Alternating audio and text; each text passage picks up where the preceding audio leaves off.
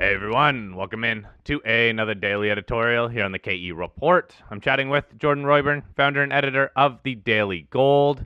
Now, Jordan, we're going to skip general commentary on the actual gold price as gold is moving up today, and quite frankly, gold still is looking fairly strong in this environment of a general bear market for financial assets and financial markets broadly.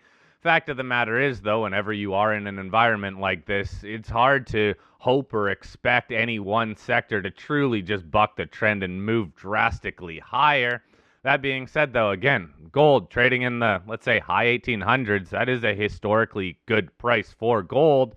Moving over to the stocks, though, very different story. Whether you look at GDX or GDXJ, which are the ETFs, for, well, GDX being the larger miners, GDXJ still being fairly large miners, but not quite as large.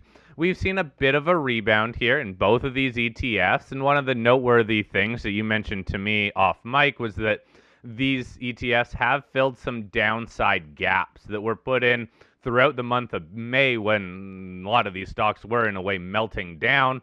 What does that mean, Jordan? Does that mean that this could be the end of this run higher because they have filled most of those gaps? I mean, not necessarily, Corey. Gaps are a sign of emotion, and there was quite a bit of emotional selling in that decline that began sometime in April. And, we're seeing a good bounce, and that was to be expected because looking at GDX and GDXJ, I mean, you had some really severe declines in a short amount of time. And so that was going to portend to a bounce, and not just a bounce for a couple days. And so we're seeing, I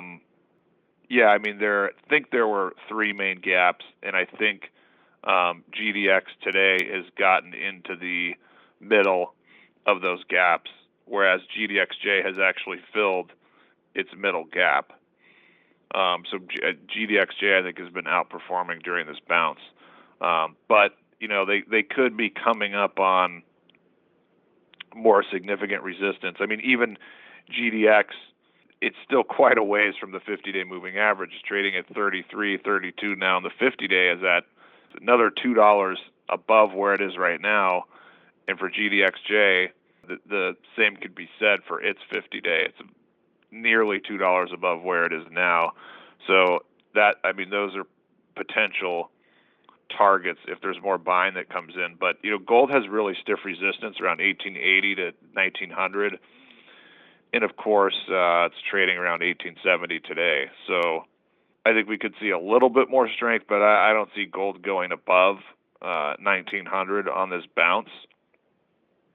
And so the real test will be what happens after this little rally, if gold will just or if gold stocks will kind of fade a little bit, but they won't go drastically lower like they did a month or two ago, or if they are going to fade, and then there might be a more momentum selling to the downside. You need to see the Fed be a lot tighter than expected, I think, for that to happen.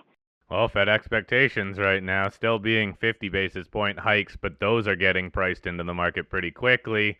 Balancing out GDX and GDXJ, I think GDX encouragingly managed to bottom a little above some of the lows throughout the last year, while GDXJ put in a new 52-week low, actually put in a low during that sell-off in early May that we hadn't seen since way back slightly when COVID hit, early April of 2020. That just goes to show how much weaker I think some of the juniors have been, and you even filter that down into the explorers, and they still can't get off the mat. Jordan, what about the moving averages, the daily moving averages, like the 200-day? GDXJ is right up to that. GDX has actually gone over the 200-day moving average and is right at the 50-day moving averages. All these moving averages are moving sideways too, not really showing any direction. Is that again telling you that it could just be more of a consolidation move from here? Yeah, or more so when you have and that's an important point, the slope and the direction of moving averages is exceedingly important. And so when you have the 200-day and 400-day are going sideways, that means the market could be in a hot mess or in a larger range. So there's there's not a lot more you can take from that. I mean, I'm taking more of my cues from Fed policy and macro developments. In the immediate sense, I don't see a lot of upside potential.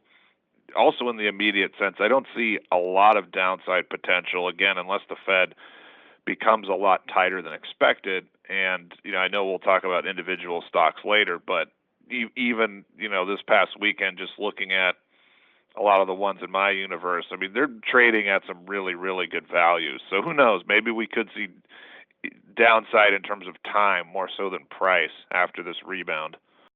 Jordan, you talked about Fed policy being a major driver. We're on top of that. What are some of the macro developments that you're watching then?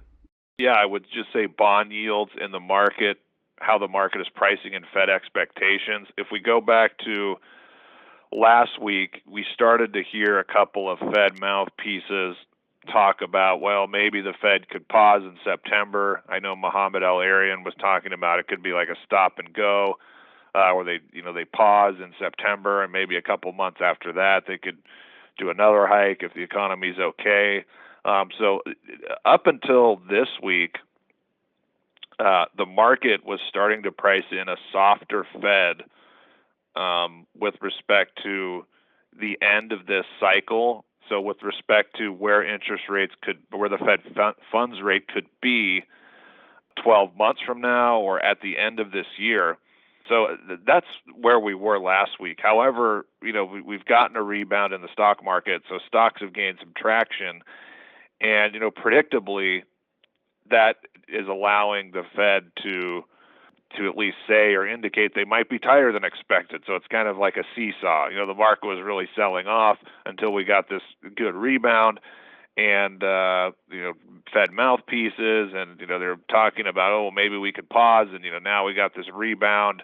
Stocks are doing better. It's gaining a little bit of traction, and because of that, that will allow Fed mouthpieces in the market to discount maybe a bit tighter policy. So I did see a note today where the terminal rate at the end of this cycle, the market, I think, was pointing to 2.75% at some point last week, and then according to this note, it was at 3.25%. So looking at what the Fed funds rate could be at the end of this cycle, and so it's these Fed expectations, every day they're going to change, and every day they're going to shift, with how the market discounts economic data and how the market itself performs, vis-a-vis stock prices, credit spreads, and all that. And so, we've got this reflex rally, and that's allowing the market to indicate, the Fed could be a little tighter than expected. I think I saw the odds for a hike in September, a 50 basis points hike. Those odds jumped pretty high this week, from a low level last week. So these Fed expectations and odds, I mean, they could be all over the place. But again, it will depend on economic, inflation expectations, how the market is thinking about how the economy is performing or changing. At least in the short term, it's really a mess because it's these expectations are going up and down. The bottom line is it's interesting because if the economy is stronger, that's going to be better for corporations in the stock market. However, that would force the Fed to be tighter than expected. With respect to the stock market, I don't see realistically anywhere there can be a positive outlook like for the balance of the year, because if the economy really rolls over, that's going to be bad. And if it rolls over, the Fed cutting rates is not necessarily going to, if you're going into recession, it takes time for those rate cuts to really help. Whereas, as I just said, if the economy is stronger than expected, that will lead the Fed to be tighter. And if you're thinking about, the White House, they probably know that the midterms are lost. And so what would be the smart strategy? The smart strategy is, Biden wants to get reelected in 24. So the smart strategy is we need to crush inflation and have a recession ASAP, so maybe I can get credit for, coming out of the recession. It's difficult to say, oh, well, this is going to happen. There's, uncertainty as to how this is going to play out. But I think it's going to be negative for stock prices. Yeah, well, if the first almost 2 quarters of this year showed us anything, stock price is very much under pressure, and that even started at the tail end of last year. And to your point, the midterm election throw a whole other wrench in forecasting this year. But overall, it is still all about Fed policy, and the economic data plays into how people think the Fed will react. Let's also talk about silver, because silver has really been underperforming when you compare it to what gold has been doing. Silver's bouncing today, but you look back at just a couple days ago, the tail end of May, it was actually the lowest monthly close that we have seen in silver since back in mid 2020, July of 2020 or June of 2020. We had a close that was lower. I know that the price had come up off of the monthly lows, but still, any significance on how weak silver closed to end May? Yeah, I would just say the significance is gold is still outperforming silver. It's interesting because silver is in this technical breakdown, and it does have really strong support down to the high 18s. However, if you look at the net speculative position, that came down to nearly a 3-year low as of the last week. So that portends to an oversold bounce. So silver could be, bouncing alongside the miners and the gold price. But bigger picture with silver, I don't think silver is going to perform that well until gold really gets going. I mean, it's the gold silver ratio is outperforming with respect to gold. It's trending up. I don't see anything particularly bullish about silver in the short or medium term. It's going to be dependent on, gold getting close to that huge breakout that's coming at some point. So we'll see. Maybe the question will be after we have this reflex and oversold rally. I mean, is there going to be enough selling for it to roll over again and go down towards 19, or if it's just going to kind of sit here and not really do that much? Man, it sounds like we could be in for a little bit of a boring period, but I guess that's better than everything moving down or crashing. Who knows, though? Again, a lot depends on if we do get a washout in the markets, I believe. When it comes to the stocks, then look, we've touched on what the ETFs are doing, and there's no denying that juniors have continued to get sold off. They're going very low volume, little bit of a bounce recently, but still, some of these juniors are starting to trade for cash in the bank valuations. Where has your focus been? Because it's not just the juniors that have been getting hit. Yeah, I mean, my focus has been more so on I do own a few exploration companies, but my focus is more so on junior producers and developers that I think have a chance to have really significant production growth over the coming years.